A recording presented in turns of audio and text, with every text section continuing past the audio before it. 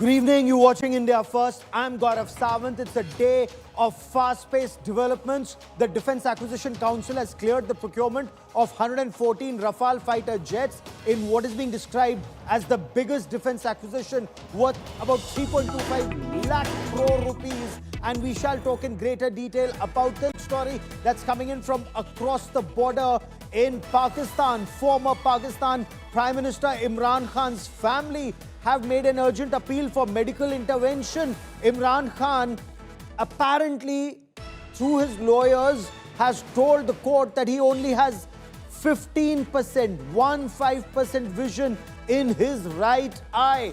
Pakistan's Supreme Court has ordered the formation of a medical team to examine Imran Khan. Now, Imran Khan is reported to have undergone a medical procedure at Pakistan's Institute of Medical Science or PIMS in Islamabad. And this happened 2 days before the Republic Day in India, so on the night of January 24. Why is it that he had to be hospitalized and a procedure carried out at night in Pakistan, in PIMS, Islamabad? His family claims that Pakistan Institute of Medical Science or PIMS, Islamabad does not have the facilities required for the examination and procedures to be conducted.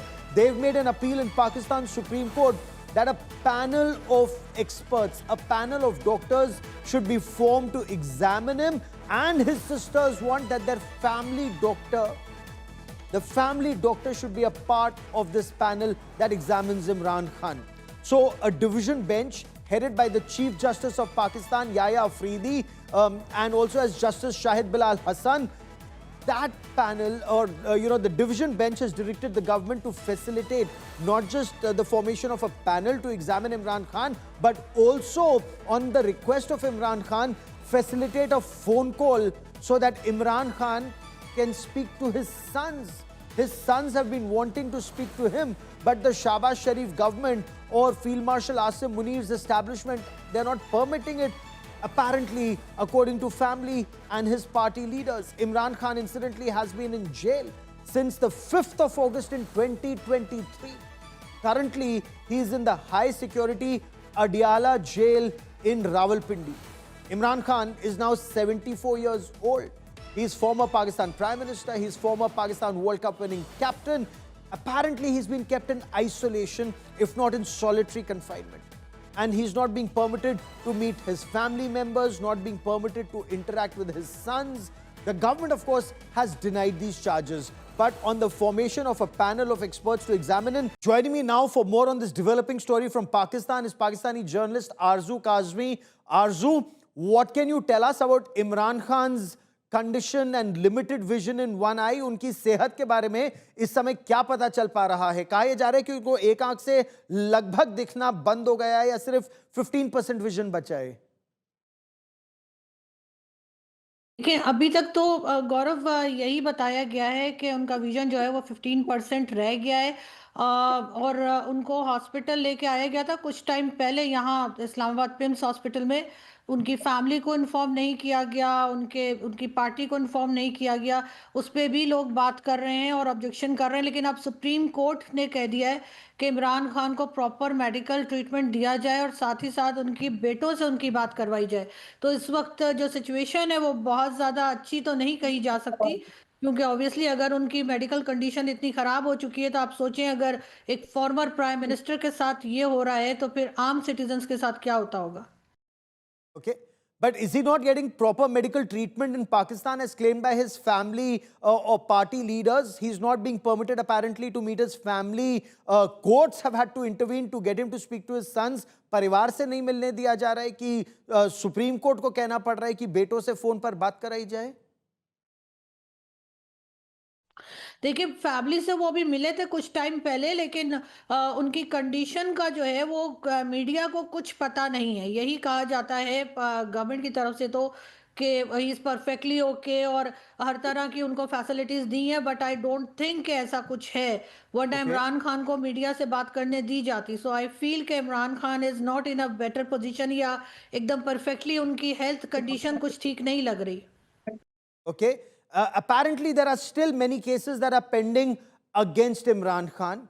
He's got bail in some conditions, but in some cases, there are allegations that there's a conspiracy to keep him in jail so that Field Marshal Asim Munir has a free run in Pakistan, कि उनको jail से ही नहीं निकलने दिया जा रहा है, इमरान खान को एक केस के बाद एक केस में फंसाए रख रहे हैं। तो क्या अभी उनको उम्र कैद की सजा भी हो सकती है, और could it be verse for him?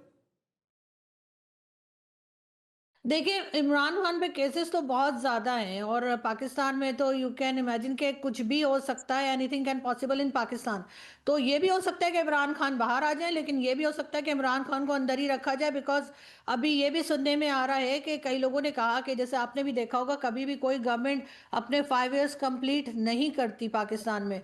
तो इसलिए शहबाज शरीफ साहब भी इस गलतफ़हमी में ना रहें कि वो अपने 5 इयर्स कंप्लीट करेंगे, तो अगर उनको हटाया गया तो कौन आएगा? और इमरान खान ने अगर किसी किस्म की बात हो गई उनकी मिलिट्री एस्टैब्लिशमेंट से, तो बहुत पॉसिबल है कि उनको बाहर निकाला जाए। आप किसी चीज़ को भी बिल्कुल इनकार नहीं कर सकते कि पाकिस्तान में ऐसा हो ही नहीं सकता। अच्छा, but it is said two swords cannot stay in one scabbard, मतलब एक म्यान में दो तलवारें नहीं रह सकती। It is being said that both Imran Khan and Asim Munir, they cannot coexist in Pakistan, operating freely. Either one has to be in jail, leave the country, or as some say, at least one of the two will have to go 6 feet under. क्या इमरान खान और आसिम मुनीर एक साथ रह सकते हैं पाकिस्तान में? हो सकता है ऐसा हो, लेकिन इस वक्त तो लग यही रहा है कि मिलिट्री एस्टैब्लिशमेंट जो है वो सख्त प्रॉब्लम में है, और जिस तरह की बातें की जा रही हैं, जिस तरह की प्रेस कॉन्फ्रेंसेस आपने देखी होंगी जो होती रही हैं, तो उसमें तो यही लग रहा है कि इमरान खान और पॉपुलर होते चले जा रहे हैं और मिलिट्री एस्टैब्लिशमेंट के कंट्रोल में चीज़ें नहीं रही हैं। Okay. Before I let you go, and since you mentioned the military establishment, in the past 24 hours, there have been some reports, though restricted to social media, about the condition of General Qamar Javed Bajwa, former Pakistan Army chief. There are all sorts of rumors doing the rounds that he fell down in his house, he's in coma, he's in hospital, and apparently he doesn't have the best of ties with General Asim Munir. उसके बारे में आप हमें क्या बता सकती हैं, general Bajwa की कंडीशन के बारे में? जी, बिल्कुल कल यही रिपोर्ट्स आई थी कि वो अपने घर के वॉशरूम में गिरे हैं और उनको हेड इंजरीज़ आई हैं, 3 जगह पर हेड इंजरीज़ हुई हैं और इंटरनल ब्लीडिंग हुई है। उसके बाद उनको आईसीयू में रखा गया है। तो सब पूछ ये रहे हैं कि अगर हेड इंजरी हुई है तो 3 हेड इंजरीज़ कैसे हो गई हैं?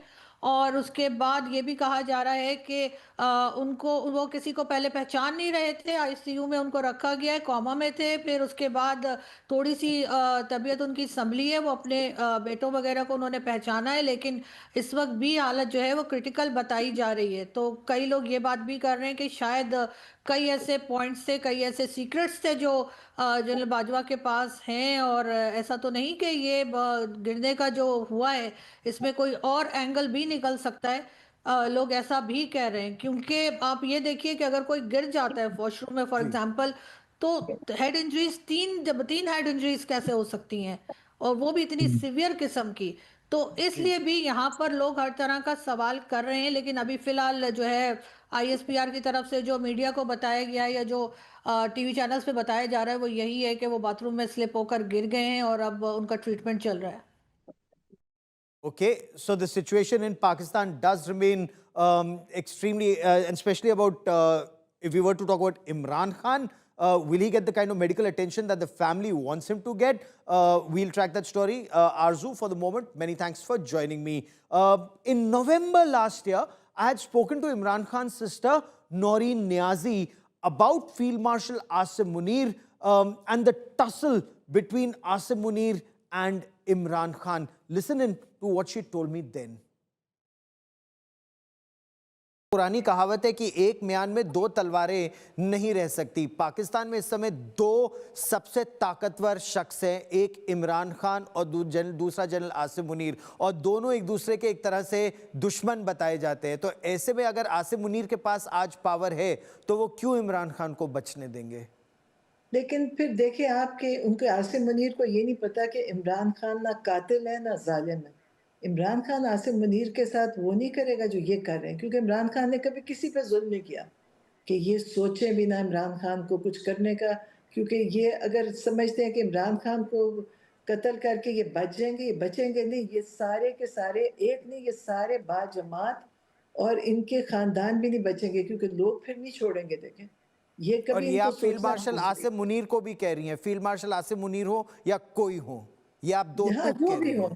जो भी इसमें शामिल होंगे, जो भी शामिल होगा इमरान खान के इसमें, फिर वो उसकी जिंदगी फिर ना दुनिया में नहीं रहेगी, वो नहीं बचेंगे। और फिर जो उनके बच्चे दुनिया में जहां भी जाएंगे, लोग उनको भी नहीं छोड़ेंगे। Okay, let me now get you our top story here in India.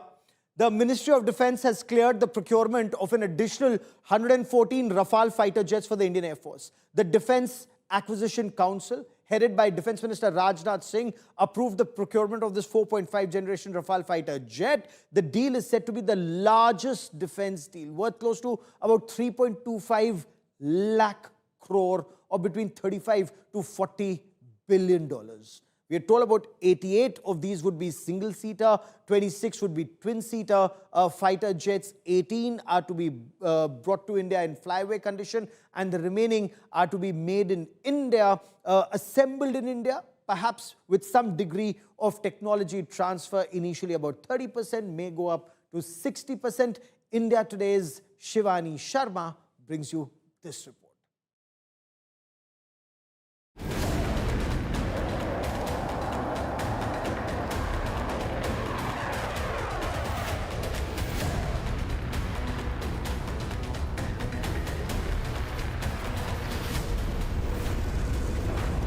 From Operation Sindoor to the future of India's air dominance, the hero of the skies is back in focus. More Rafales are incoming as India signs the mother of all defence deals.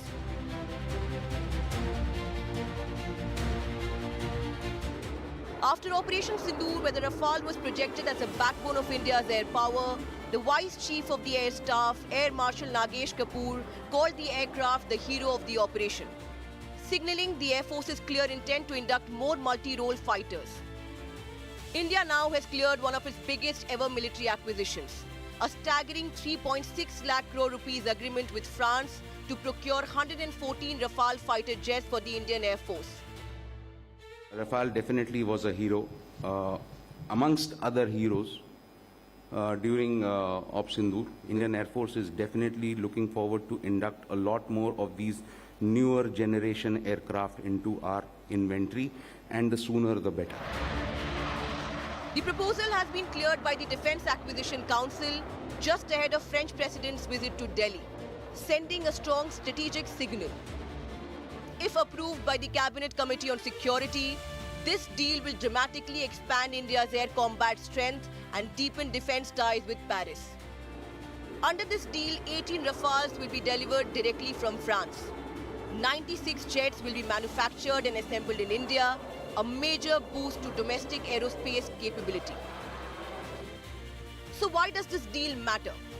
It underlines India's strategic trust in France, sets the tone for Macron's India visit, and deepens defence cooperation between New Delhi and Paris. It will also boost the Air Force's dwindling squadron strength and will reshape India's air power for the next 3 decades. Not just that, it also gives French defence firms a long-term industrial footprint in India. While most are hailing the deal, some are not convinced. Critics argue the total cost, which could exceed $40 billion after factoring in weapons packages, maintenance, spares and upgrades, this may strain defence budgets and impact indigenous programs. So the question is India strengthening its skies or stretching its purse? The final call now rests with the Cabinet Committee on Security, chaired by Prime Minister Narendra Modi. The Defence Ministry sources have indicated that this will be on a condition of 40 to 50% indigenous content and full authorization of integration of weapons according to Indian needs. So now the way is paved for 114 Rafale jets, and in addition to the 2 squadrons, one in Ambala, in Hashimara, Indian Air Force will have new squadrons of the Rafales. As India weighs security imperatives against fiscal realities, one thing is clear. The Rafale is no longer just a fighter jet. It is a statement of strategy and power. With Shivani Sharma, Bureau Report, India Today. So Rafale is definitely the buzzword words of Air Marshal Nagesh Kapoor, Vice Chief of Air Staff. In fact, Air Marshal Kapoor described Rafale as one of the heroes of Operation Sindoor. The IAF squadron strength, incidentally, depleting from the sanctioned 37.5 squadrons, from the desired 42 squadrons, now down to just about 29, 30, 31 squadrons. That's the figure that Air Force sources tell India today. What does the Rafale acquisition plan actually mean for the Indian Air Force, for the Atmanirbhar Bharat and Defence project, and of course for the 5th generation fighter jet program, the AMCA program? I want to bring in our guests on this show: Air Marshal Sanjeev Kapoor, former Director General Flight Safety and Inspections; Colonel Ajay Shukla, a well-respected defence analyst; Sandeep Punithan, senior journalist. But before I come to our guests, I quickly want to cut across and bring in our defence editor Shivani Sharma, joining us for more on this. Shivani, you've been speaking to your sources in the Indian Air Force, and we heard Air Marshal Nagesh Kapoor saying Rafale is one of the heroes, the sooner the better. What does the Rafale acquisition mean for them right now? When are they hoping that the first jets in flyaway condition will be in India? Gaurav, the way things are moving, it seems that the MOD is also very quick. It is very quick in procurement of these Rafales, since we know that the 114 MRFA program has been in the pipeline for some time now. But Indian Air Force desperately needs new fighter jets. We've seen how the operational situation is emerging, especially after Operation Sindoor. So a lot of aggressive procurement is going on.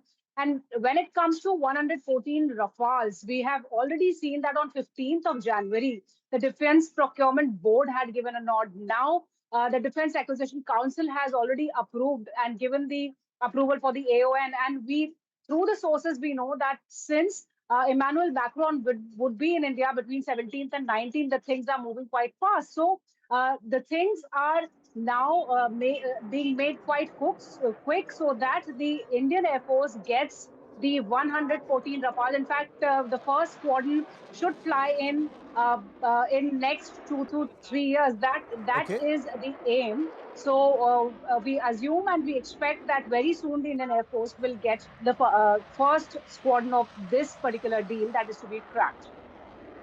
Shivani, for the moment, many thanks for joining me. Air Marshal Kapoor, 18 in flyaway condition, the rest to be assembled in India, then made in India. Explain what this means for the IAF with squadron strength now down to about 30 squadrons, sir. Good evening to you and the fellow panelists. The inductions of LCA Mark 1 also is not complete.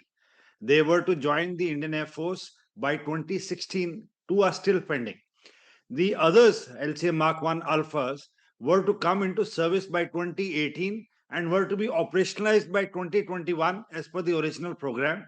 We are in 2026, they have still not joined the service.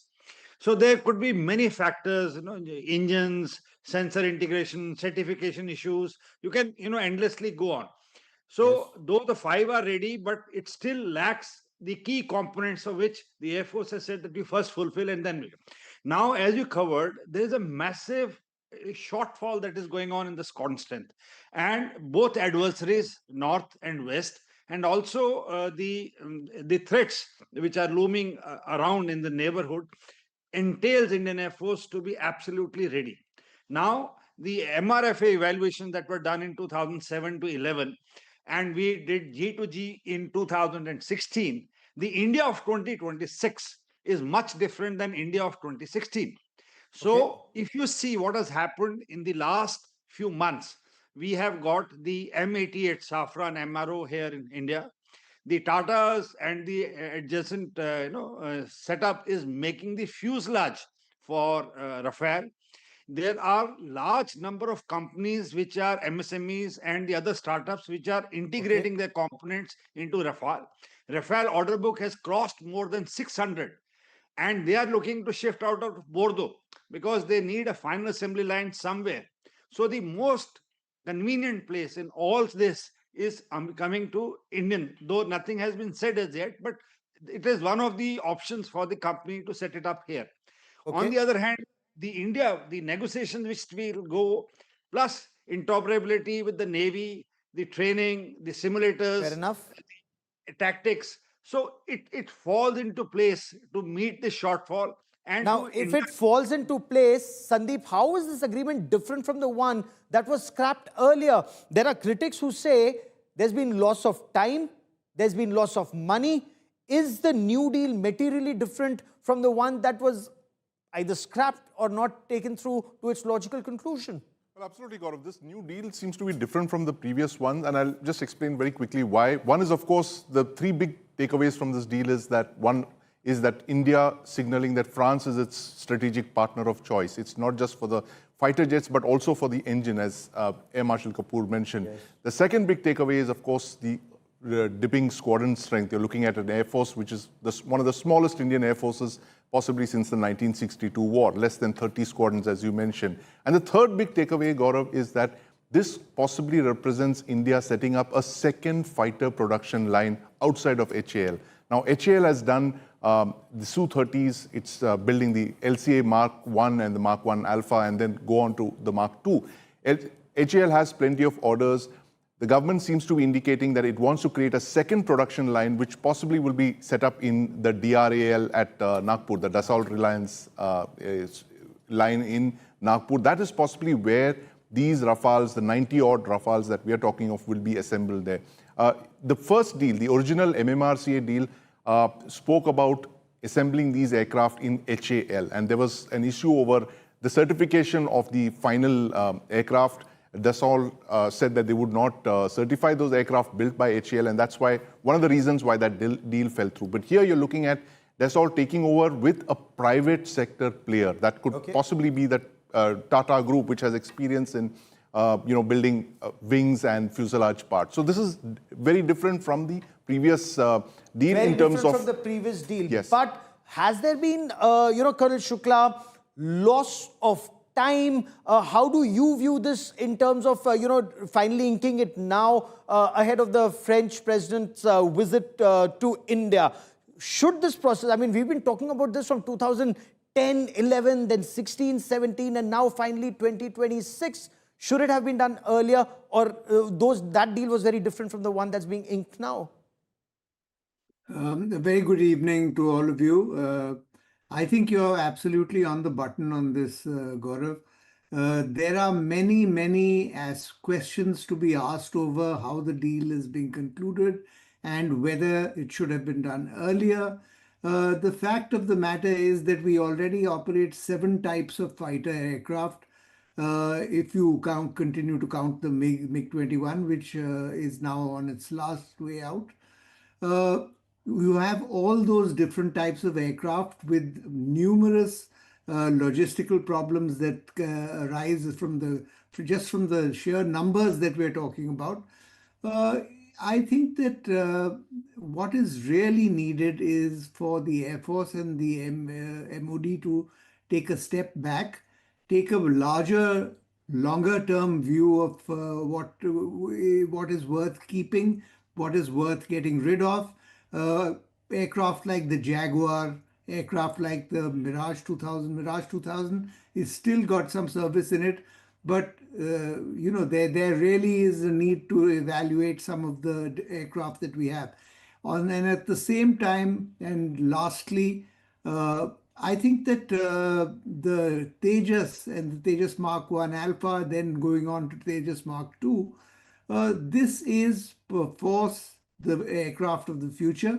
There continue to be, I am the first to admit it, problems in the way that it's being handled by HAL.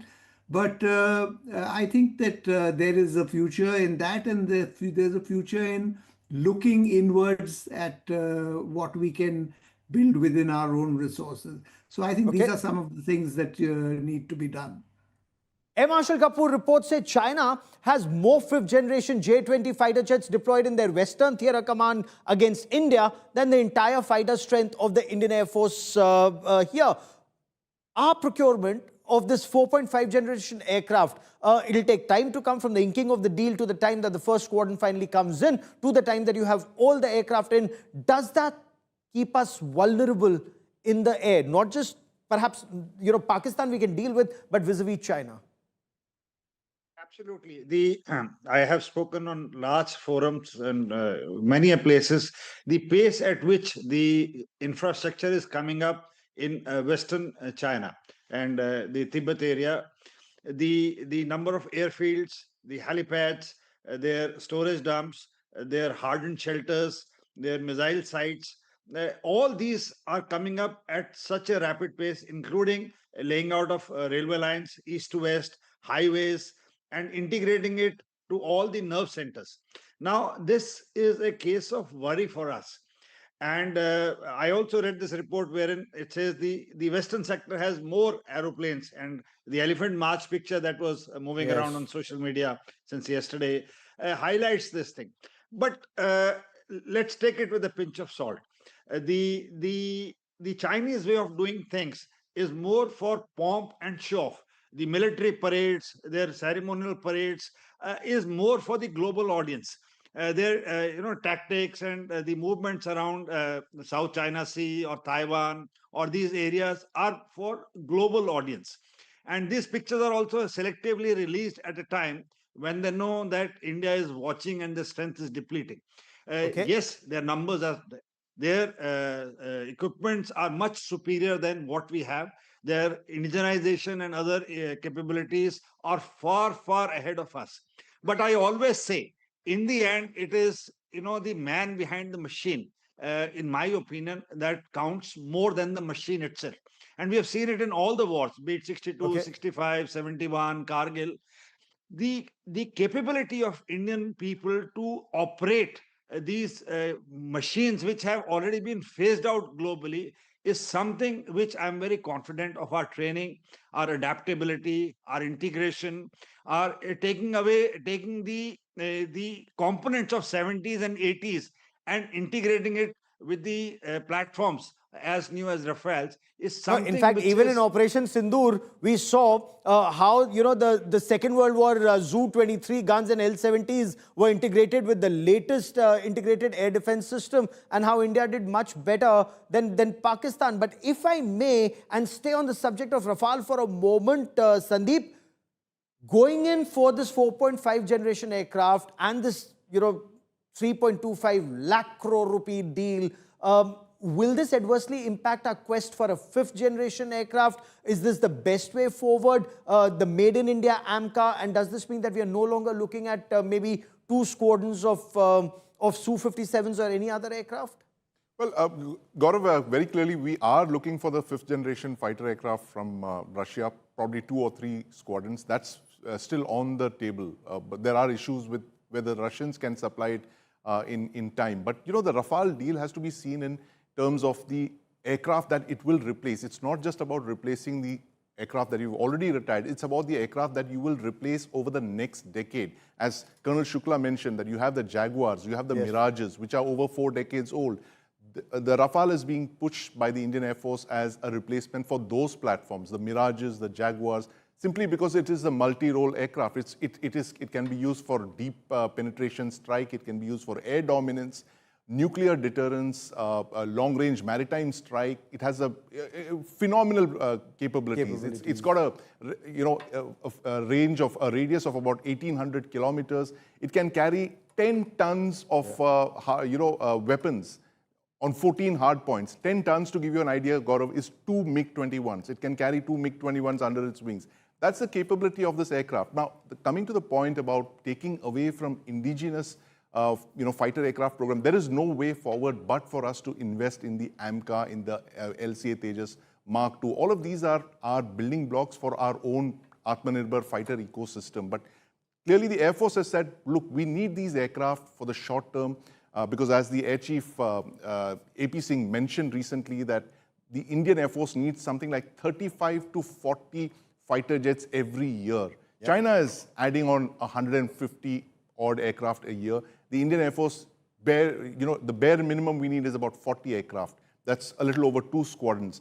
And the idea is that you get some aircraft from HAL and you get the rest from this production line that you're going to set up. The second production the 2 production lines for fighter jets. Yes. Okay, Colonel Shukla, would a deal which is one being called the mother of all defense deals, 3.25 lakh crore, going in for these aircraft, which may have perhaps initially limited transfer of technology, limited indigenization, would that adversely impact India's indigenization program, the 5th generation aircraft, or this is the need of the hour?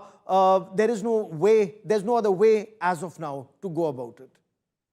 Gaurav, there has to be a certain amount of cooperation between aircraft that are being bought from overseas, aircraft that are being built at the initial stages, aircraft for whom we are only looking at the technology so far, like the AMCA and so on. And all of these have a valid and legitimate place in the arming of an air force. So I think I would just answer your question very briefly by saying we have to deal with all of them. We have to have a sort of a more cooperative arrangement between the Indian Air Force and HAL. Both of them have sort of some things to learn from, some things that they still need to get off the ground on. But this is, it's, I think, very encouraging that we have got a series of aircraft now for the present, aircraft like the Rafale. And at the same time, we are continuing to make headway on the futuristic programs like AMCA and so on. So, I mean, I think that's the way to go. I'm sure the Air Marshal would sort of have something to say on this. Let's keep our fingers crossed on that. In fact, Air Marshal Kapoor, that's the question I was coming to. That last time there was an issue with certification of HAL, the proposed HAL manufactured Rafale and the timelines on that. So given that reports say 18 aircraft will come in a flyaway condition, the rest through licensed production in India, how confident are you, sir, that the domestic assembly line, one, will be able to keep pace, two, not dilute what is extremely critical is quality control and safety standards, where sadly in the past there have been instances that HAL has been found wanting, that there is accountability and when required, the ability to ramp up? HAL has a wonderful layout. Over the decades, they have one of the finest layouts to manufacture an aeroplane anywhere in this part of the world. Now, the problems are two, in my opinion. One is the project management, and second is the accountability. The timelines, like I just covered, have been slipping from the day one. Yes. There is some reason or the other. So there is an inherent flaw in the system wherein everybody, starting from the manufacturer to designer to provider to the user, comes under one ministry. So there is a need, I feel, to put some parts away and under different verticals. This is one suggestion. Second, the turning point, which has come a few days ago, is selection of prototype manufacturing, the shortlisted of 3 private companies, that is the Tatas, Bharat Forge and L&T. Now, this conveys a singular message that HAL has enough on its plate. And of all the listed things with which the selection was to be done, I was reading that the ratio set was 1:3. Means whatever is the annual revenue, you should have, the demands not more than thrice. But HAL has 1:8. Yes. HAL has 1:8. It means all what they produce in 1 year, they have an order book of 8 times more than that pending. That includes upgradation of 200 Su-30s. That includes, production of LCA, Mark 1 Alpha, Mark 2, helicopters, HTT, name endless upgrades of Dorniers, Jaguars. So the plate is already full. So now the government has done is that the prototypes, but mind you, neither of these 3 which have been shortlisted have any experience to manufacture a sophisticated aircraft parts and equipment like a 5th generation. So this, I feel, the design of ADA, which it is supposed to cooperate, we will have to invest heavily. Either the government does or the company does. It's a joint holding, JV. I'm not sure what comes out. But the manufacturing and the assembly has to come a very big way into this thing. So at And this stage, timelines now, have to be maintained and respected. Quality control has to be ensured. Yes, But, yes. Sandeep, once the contracts are put in place and executed, India would be operating close to 176 Rafales in all. India will have the largest Rafale fleet globally. Now, does this scale, Sandeep, create one, strategic leverage with France, or is there a fear it will increase dependence on France, a single original equipment manufacturer, or going by past track record? And especially given the relationship between India and France, given the track record that even after the Pokhran test, they did not stop supplies, France remains a reliable partner. Absolutely, Gaurav. You know, as you mentioned, after Pokhran, after India became a nuclear weapons state, there have been only two countries that we have imported fighter jets from, Russia and France.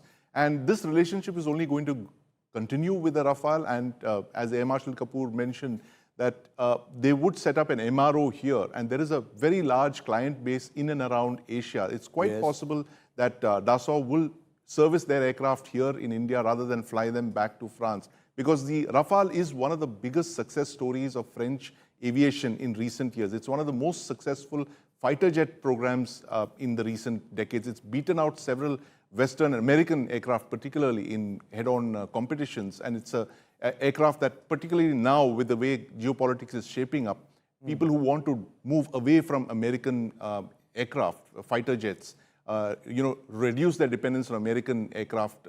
The Rafale is the aircraft of choice, Gaurav.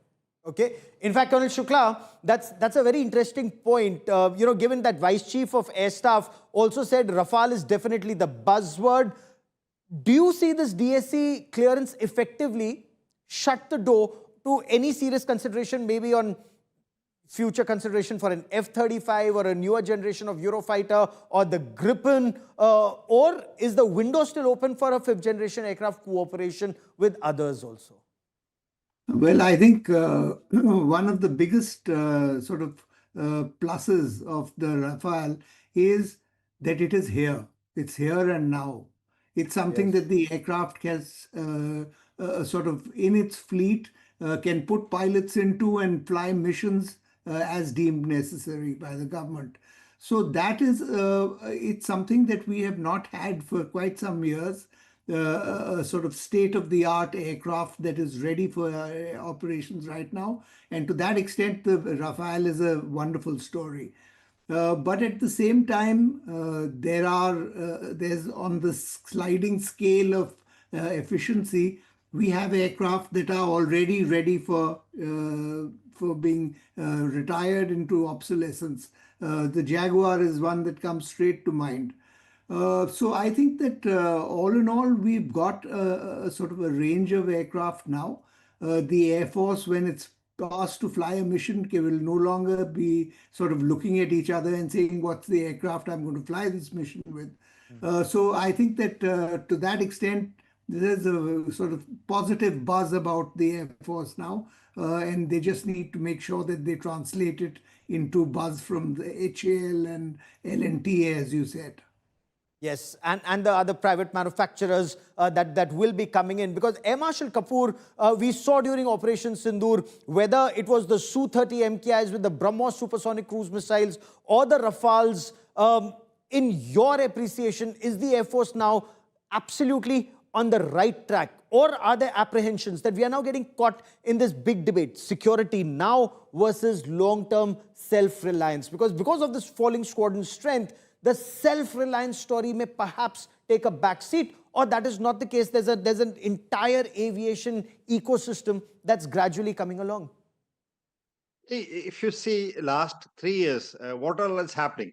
We have started manufacturing C-295 in India. Yes. Have you seen the flyaway? Only 16 aircrafts come and 40. The first one is expected to fly by September this year, made in. From 30% indigenous component for C-295, it has gone up to 70%. It will go in a couple of years. The ecosystem coming around the aviation manufacturing companies is out of this world. I speak to a large number of people. More and more young boys and girls today are joining the startups which are And I'm personally aware of large number of people who are migrating back from the West, that is the US and Europe, back to India because they want to contribute amongst other factors. So there is a time now that the government should formulate a policy of reverse brain drain, and this is what China did. I was speaking to General Raj Shukla the other day. When the Chinese decided to change the gear, they adapted the same policy. They got the people of their origin back with healthy stops. Let our government take the lead. The professionals in each aviation vertical and the other niche technologies, be it artificial intelligence, machine learning, space, cyber, get them back. And around them, take the private industry as well as the brains, the IIT, the Indian Institute of Science, the national technical institutions, and create an R&D setup which the projects are now integrated with the armed forces. These young boys and girls should be forming a part of the Squadron or any operational unit to understand after due clearances, and then they go back on the drawing board, and this healthy interaction has to continue if we have to become a global power as far as the defense aircraft manufacturing And goes. to an extent, Sandeep, we are already seeing this happen. We're seeing this happen with drones. We're seeing this happen in the artificial intelligence. There's so much of it that's also happening. So it's unfair right now to look at this self-reliance in defense versus security, offsets, local assemblies. All of it is happening simultaneously. Is it, Sandeep? Absolutely, Gaurav. And what Air Marshal Kapoor mentioned, the fact that the services must drive innovation and indigenization. You have the spectacular example of the nuclear submarine project, where from 1998 to 2026, you have 4 nuclear submarines, ballistic missile submarines, the most complex piece of nuclear military technology. You have them in the water. That is a project that is driven by the Indian Navy. It's got the Department of Atomic Energy in it and the DRDO. So the service, the user service has been driving this project. Similarly, the Air Force must drive these projects as well, Gaurav. And all of this, that ecosystem that you're going to create is going to have to come from an all-of-nation approach and not by working in silos where you have ADA blaming HAL and HAL blaming the Air Force and all three, pointing fingers at each other. We need integrated... Contribute together, everyone, the whole of the nation approach. I want to thank all my guests for joining me on this very interesting debate. Yes, there are naysayers, but then there are also those who say, this is the right way to move about it. On pricing, we'll talk about that in days and weeks to come. You've seen the Rafale par. Now, witness the Brahmos par. You saw it during Operation Sindoor. Now, the adversary had nothing, absolutely nothing to counter India's Brahmos supersonic cruise missile. I want to show you an image of the Brahmos. The Brahmos supersonic cruise missile. Uttar Pradesh Chief Minister Yogi Adityanath watched that image. He sent out a clear message of hard power vision, showcasing the Brahmos supersonic cruise missile. And you'd wonder why the Uttar Pradesh Chief Minister? Well, he's updated his social media cover. He signals a Naya Bharat and a Naya Uttar Pradesh. Why Naya Uttar Pradesh? Because Lucknow is emerging as a global hub for defense production, and Brahmos supersonic cruise missiles are being manufactured in India, in Lucknow. These homegrown missiles, they strengthen India's strike precision, deterrence, and as you well know, the Pakistanis know even better their precision strike during Operation Sindoor.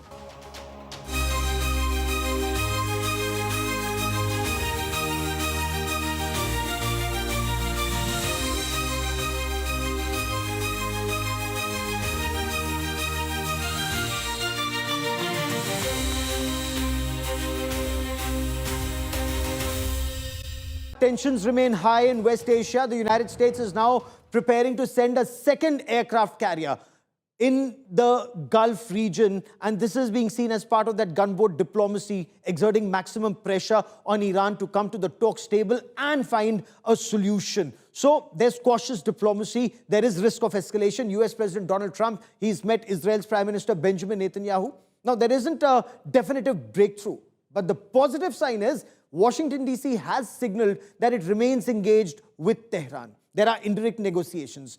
The ones in Oman were described as somewhat constructive. There is hope of a possible agreement. Now, India Today is the only channel to be reporting from ground zero in Tehran. Sumit Chaudhary gets us more in this report. Will the US and Iran reach a deal anytime soon? Or is an attack on Iran imminent? As West Asia remains on edge, US President Donald Trump hosted Israeli Prime Minister Benjamin Netanyahu at the White House. While Trump said nothing definitive was reached during their exchange, he added that US talks with Iran would continue as he pushes for Tehran to concede to a list of demands. While Arab leaders have largely advocated for de-escalation, Netanyahu has repeatedly called for further military action against Iran. India Today is on ground in Tehran as the only Indian channel witnessing history unfold.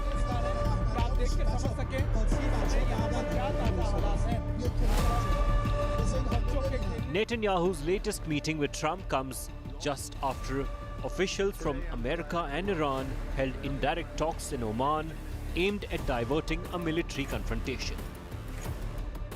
A senior security official from Iran said the negotiations were good to some extent and expressed his view that the US appears willing to reach an agreement. Trump is following a maximum pressure strategy as he continues to put sanctions on Iran. Iran's biggest research and technology center is among the multiple organizations battling American sanctions. Biggest technology hub of Iran, and India Today Group is one of the first channel of which is bringing all these pictures to you. Let me show you what kind of center this is. This is one of the most prominent centers, technology hubs of Iran. And why we are here? We are here just to show you what exactly, because when the sanctions have been put on you for a very long period, how will you survive? So that is the biggest challenge with the Iranian government, and that's why the Iranian government have been working continuously on the research part of this on a very prominent way. Doing different national and international projects that we have. We host different activists in the field of innovation and technology. So we are the producers of technology in Iran. We, as the government, we only facilitate all the efforts for our member companies. So for all those barriers and all those difficulties that we may face regarding the sanctions, we facilitate the different things for our member companies. So our member companies, they have found their own solutions to enter to both national and international market. All eyes are now on what Iran's next move will be. Iran is not known to be one to cede to threats. Can the US and ally Israel corner Tehran into accepting a deal on their terms? With Sumit Chaudhary in Tehran, Bureau Report, India Today.